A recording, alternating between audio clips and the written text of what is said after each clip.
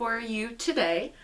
I'm going to do a little bit of a book haul, a Goddess Provisions unboxing, and then I just have something random that I wanted to share with you. That's part of some of the things I received for Christmas. So before I get started, I just wanted to say hi, my name is Jen. This is primarily a book review channel. I tend to do adult reviews and YA book reviews. Sometimes I have some writing tips on here. I used to be a teacher, so some of my older videos are teaching channels or teaching videos or whatever. But I think I might start incorporating some different hauls into this channel. So I have done some in the past for some bookish shops and things like that. But I recently moved and I haven't had a pay increase at my job in nearly 3 years. So trying to be very budget minded for the most part.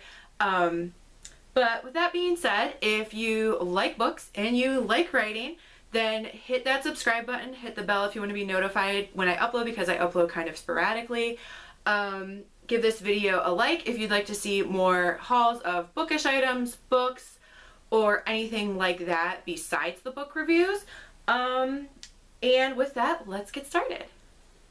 So first I'm going to do the books, and I'm going to save the best for last because it's very exciting and I haven't even opened it yet, and I don't know if I'm going to open it now because I'm afraid of it getting damaged.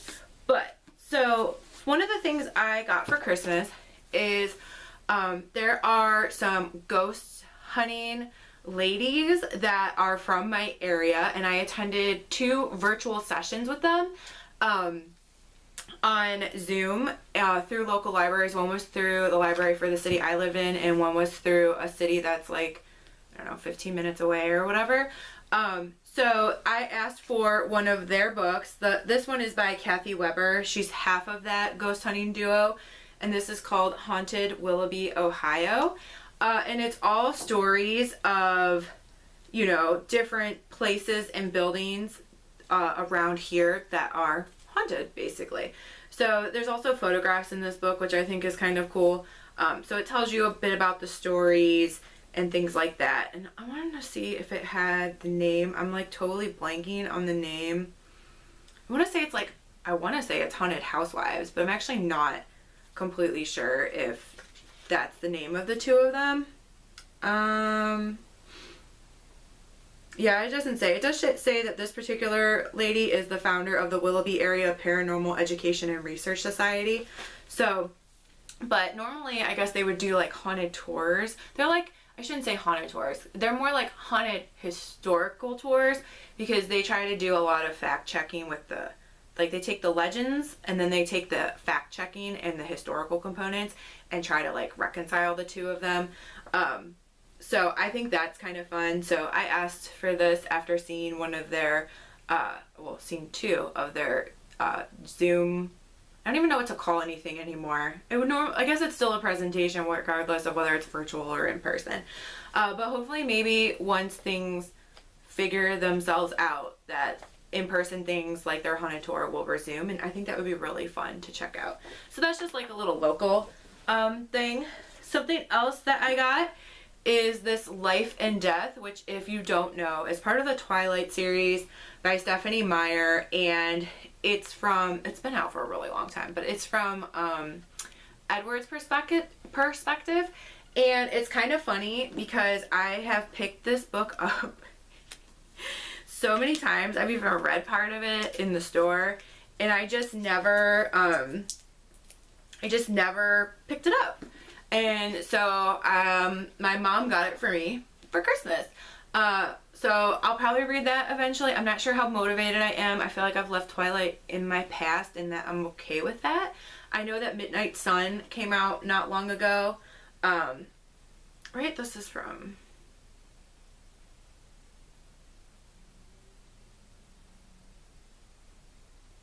Oh wait, I'm wrong. This isn't from Edward's perspective. Midnight Sun is from Edward's perspective. This is basically like if Bella was a guy, I guess. So it says, when Beaufort Swan moves to the gloomy town of Forks and meets the mysterious, alluring Edith Cullen, his life takes a thrilling and terrifying turn With her porcelain skin, golden eyes, mesmerizing voice, and supernatural gifts, Edith is both irresistible and enigmatic. What Beau doesn't realize is the closer he gets to her, the more he is putting himself and those around him at risk, and it might be too late to turn back. Okay, I actually kind of like that better, because then it feels even, like, even though it's, like, the same but not, I feel like it's different enough where it could feel like a completely different read, possibly. And it's been years since I read Twilight. The last time I read Twilight, when did I read Twilight? 2008, maybe? 2007, 2009, somewhere in there. So it's been nearly a decade since I've read it. So, oh, and this says 10th anniversary edition. So there you go. So I just thought that was fun. Let me know in the comments. Are you still into Twilight, or has that ship sailed? I feel like vampires are becoming kind of like cool again. I'm still reading Discovery of Witches. I'm in the second book, which I keep messing up the title. I want to say it's called Shade of Night, something like that, and I'm really enjoying it. I was really busy with the holiday, so I haven't really read, but I have plans to read later tonight. Then I got this book. I know Adrienne Young wrote something else really popular, and I know I own it somewhere. All my bookshelves are in this room over there, and I have a few books behind me. But I can't remember off the top of my head what the other book she wrote is. I'm sure if I read her bio, it will tell me. But I loved the cover of this. And I guess it's like, I'm assuming when it says Reese's YA Book Club, that means Reese Witherspoon, maybe. But I just thought this cover was so gorgeous. And then her hair kind of goes onto the back. But if you look at her eye, there's a ship in her eye. And I just was really taken with even the spine. I was just taken with the cover. So one of my favorite books is The Wicked Deep, and Shay Earnshaw actually wrote a little praise for this that they have on the back. It says, "The salty sea and the promise of something hidden in its depths had me reading this book at a furious pace. You don't simply read fable, you are ensnared by it. This is Adrienne Young's best work of storytelling yet." So before we read the synopsis, it's really bothering me to remember Sky in the Deep duology, which is the Viking book, if I remember correctly. Norse, maybe? I own the first book. It says Adrienne Young is a born and bred Texan turned California girl. She's a foodie with a deep love of history and travel and a shameless addiction to coffee. When she's not writing, you can find her on her yoga mat, scouring antique fairs for old books, sipping wine over long dinners, or disappearing into her favorite art museums. She lives with her documentary filmmaker husband and their 4 little wildlings beneath the West Coast sun. So it says that she wrote Sky in the Deep, which, like I said, I think I own the first book in that, but I never got the second. So let's take a look at the synopsis. I think this video, like, I'm just looking for it to be kind of chill. It might be a little bit longer than my usual videos. So hopefully you have a cup of coffee or a cup of tea and are just relaxing, and maybe I'll inspire you to check out some of these books or to check out Goddess Provisions if you never have. So, welcome to a world made dangerous by the sea and by those who wish to profit from it, where a young girl must find her place and her family while trying to survive in a world built for men. For 17-year-old Fable, the daughter of the most powerful trader in the Narrows, the sea is the only home she's ever known. It's been 4 years since the night she watched her mother drown during an unforgiving storm. The next day, her father abandoned her on a legendary island filled with thieves and little food. To survive, she must keep to herself, learn to trust no one, and rely on the unique skills her mother taught her. The only thing that keeps her going is the goal of getting off the island, finding her father, and demanding her rightful place beside him and his crew. To do so, Fable enlists the help of a young trader named Wes to get her off the island and across the Narrows to her father. But her father's rivalries and the dangers of his trading enterprise have only multiplied since she last saw him, and Fable soon finds that Wes isn't who he seems. Together they'll have to survive more than the treacherous storms that haunt the Narrows if they're going to stay alive. Fable takes you on a spectacular journey filled with romance, intrigue, and adventure. It just sounds fun. And like I said, the cover is really stunning, which is what drew me into it. You know, I don't know, kind of Celtic vibes with the blue eyes and the freckles and the auburn colored hair. I'm not as freckly as that, and my hair is naturally like dark brown that has a lot of red undertones in it, so I'm kind of just drawn to anything Irish Celtic feeling, and that's kind of the feeling I got from this book. So hopefully that's good. I'm thinking it's a standalone, which is even better. I do enjoy a good standalone. So now into some J.K. Rowling.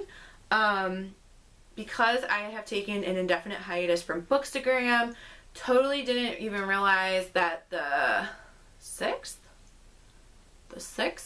book, now I can't even remember. I don't have, oh yeah, I do have my phone here. I had to order the, those 20th anniversary editions where they come out in like, you know, the primary house color in black, basically. I didn't even realize that another one had come out. Yeah, the Harry Potter and the Half-Blood Prince Gryffindor edition. So when those first came out, I bought Sorcerer's Stone in all the houses in paperback and in hardback. And then, because I thought it was like a one-off, I didn't realize they were going to do all the books. I don't know why I didn't realize that. So, going forward, I was like, dang, that's going to get really expensive to buy 8 books, 4 paperbacks and 4 hardbacks for every single one. Like, and why?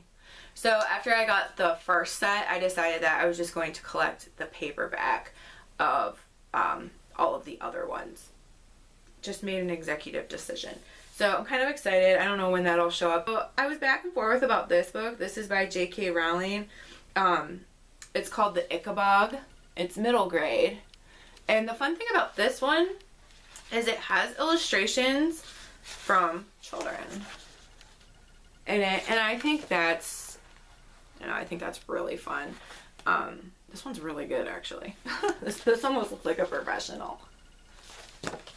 This is by an 11-year-old, but it's gorgeous. Okay, so we all know who J.K. Rowling is, and if you don't, I don't know what rock you live on. So once upon a time, there was a tiny kingdom called Cornucopia, as rich in happiness as it was in gold, and famous for its food. From the delicate cream cheeses of Kurdsburg to the hopes of heaven pastries of Chouville, each was so delicious that people wept with joy as they ate them. But even in this happy kingdom, a monster lurks. Legend tells of a fearsome creature living far to the north in the marshlands, the Ichabod. Some say it breathes fire, spits poison, and roars through the mist as it carries off wayward sheep and children alike. Some say it's just a myth, and when that myth takes on a life of its own, casting a shadow over the kingdom, 2 children best friends, Bert and Daisy, embark on a great adventure to untangle the truth and find out where the real monster lies, bringing hope and happiness to Cornucopia once more.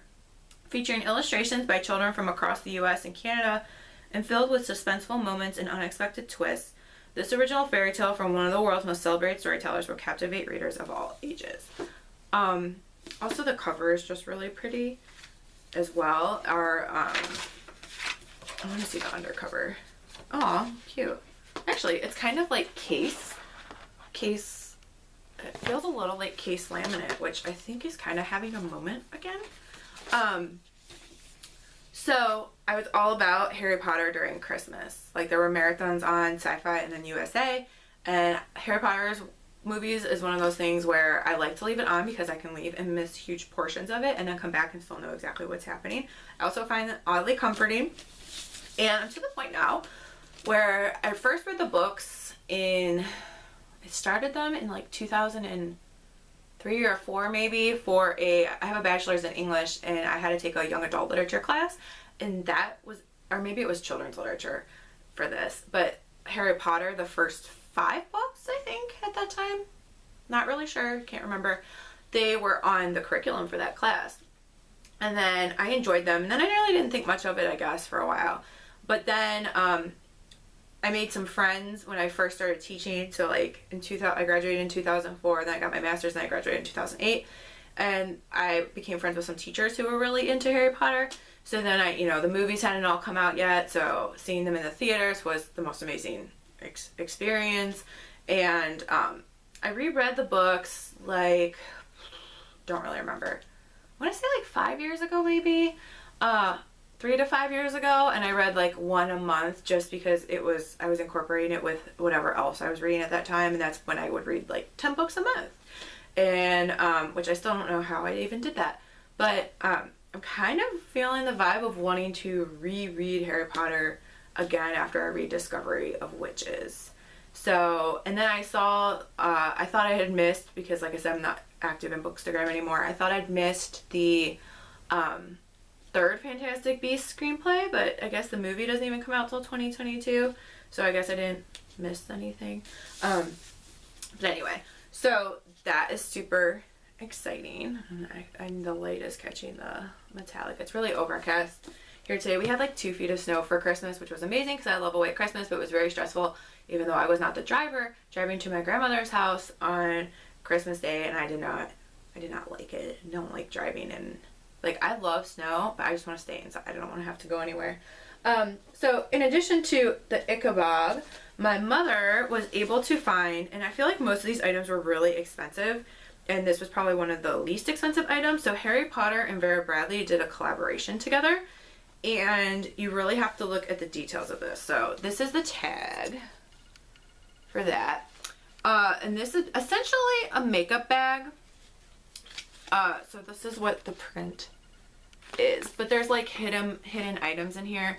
So there are some witch brooms, Harry's glasses, the flying keys, and things like that in this print. This is essentially, I don't know if I said this already, but this is essentially a makeup bag, but my thinking was that I could put like, my bookshelves have a lot of like doodads and trinkets, and I was thinking if I needed to put bookmarks in here, or Harry Potter keychains, or Harry Potter buttons, or something like that, I could put them in here. So the lining is the Hogwarts crest, and then it's got the sorting hat, the flying key, the Hogwarts crest with the houses, I think I said the sorting hat, the lightning bolt, as in Harry's scar, not like a, you really can't see that because it's got like a plastic, since it's a makeup bag, it has like that like a plastic coating so you could wipe it clean, which is also nice because though it has like the main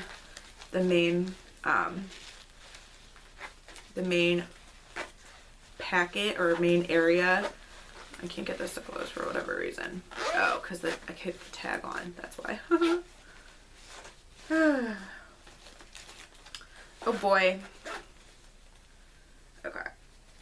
But anyway, it's got like a pocket on the back as well. That one is not plastic lined, so maybe you can see this pattern a little bit better there.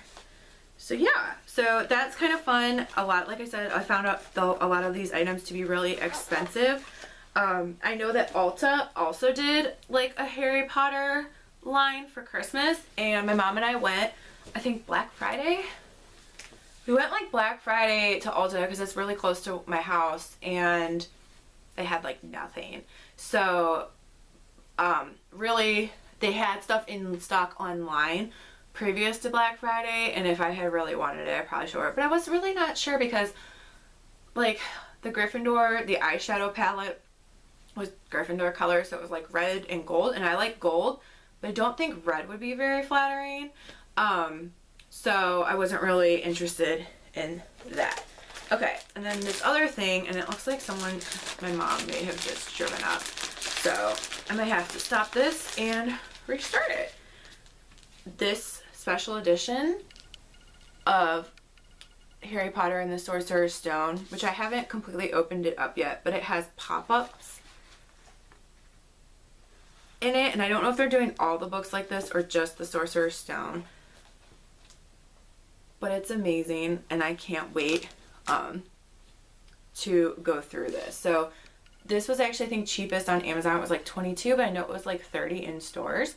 It's still available. It's supposed to retail for $38. It's by Scholastic, but I'm super excited to look at this. So I'm gonna pause this and I'll be right back. Okay, so I'm back, and this is the second part of this review, which is going to be a Goddess Provisions unboxing. I've never subscribed to them, but I have bought their boxes periodically based on theme. One of the ones I got that I really enjoyed was for lucid dreaming. So this box is a combination of new age stuff, kind of, I guess you could say, and like spirituality, self-care, and that kind of stuff. So this is Goddess Provisions, and honestly the best deal is so you can buy a one-off box, which is what I do, and the best deal is really to get them before the like delivery date passes, because then they put them in their shop section and they are way more expensive at that point in time. So this was something I had asked for Christmas. There's lots and lots of goodies in here. So let me find here we go. Okay. So the monthly mantra is, my channel to the divine is open and ready to receive mystical guidance. If you followed me when I was active on Bookstagram, I'm really into like tarot and divination and things like that. Professor Trelawney happens to be one of my favorite HP characters. She's my favorite professor, although I love Professor McGonagall as well. So this box was really amazing. First, there is this Gemstone organic Serif elixir. And if you hear background noise, my dog is laying on the floor and she's licking her arms. Set the space for your divination ritual and call in your angel guides when you apply this clarifying elixir that features myrrh, ginger, sandalwood, sweet orange, and geranium essential oils infused with iolite gemstone essence. This is a $20 value, and it does smell really good because I smelled it when I originally opened it. Let's see, I want to come back to that. This is super fun as well. I do own a Adventure Teen pendulum, and I think pendulums are enjoyable to work with. So this is the pendulum that came in this box. I'm not a fan of like Ouija boards and stuff. I kind of draw the line at pendulums and tarot and runes and things like that. I believe that, you know, you call in light and you open and close the circle and things like that. So I believe in exercising a lot of care when I use these kinds of items. So this is a clear quartz pendulum. It is, it just says, you know, once calibrated, ask it for answers to your biggest questions and to help clear blocked chakras. It did come with this board, which is also fun because I have done this in my tarot notebook before. Is made like a grid with like certain answers in each grid and things like that. So although this has like moon cycles on it, and then it has yes, no, unsure, rephrase. So that's kind of fun, and the artwork on there is just really pretty. I like the phases of the moon because perhaps you could ask like, what phase of the moon is something going to manifest, or what phase of the moon do you need to exercise the most caution and care, and things like that. One of the reasons I really, let's do this first. One of the reasons I really wanted this particular box is because I was looking for runes, and this box has wooden runes that came with it. And if you don't know what runes are, they are symbols. Oops, I just dropped one. They're symbols, and the symbols mean different things. And so what you do is, I mean, I'm sure there are lots of different ways, but how I would use it is and I'm no like rune expert, I would like, you know, shake the bag of runes or whatever and cast them, which to me would be, if you've ever seen, there are charm casters and stuff on YouTube, and sometimes they're under ASMR videos, but I would cast them and read what came up. So that's always something I've actually been interested since I was in college, which was a very long time ago. This particular set came with a guidebook, and the guidebook is nice and simple and clear. It gives you some keywords, and then it tells you like what the rune itself is, what it stands for. A lot of these, not all, but some symbols are like, this is the letter F and it stands for cattle. This is the letter TH, it stands for thorns. And so there's a lot of hail, year, ice. So it's very earthy, I guess is the word I'm looking for. So let me give you a little bit of a description of these. So this rune set includes 25 stones that are made of schema superba wood and laser etched with symbols from the ancient elder Futhark, might be saying that wrong, runic alphabet. Intuitively draw one or more pieces to gain insight into a question or situation. The Positively Mystic Rune Stone Guidebook. Consult this guidebook to interpret the meaning of Elder Futhark symbols and how the message applies to your current circumstance. You also get a digital download with each goddess provision. So this one is 7 exercises to amplify your intentions and enhance your connection with the supernatural is the digital download.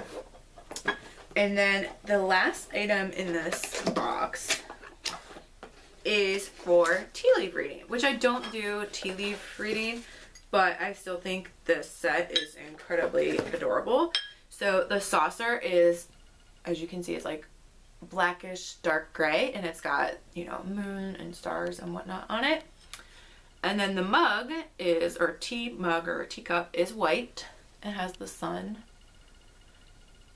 So this actually is kind of cool because it reminds me a little bit of, so in Discovery of Witches, which is my current read, like I said earlier, there is a lot of alchemy and sun and moon, masculine and feminine, and I think light and dark, and I think that's super fun that this just happens to coincide with that part of the book. I don't know if you noticed either, but this teacup has the phases of the moon on it as well.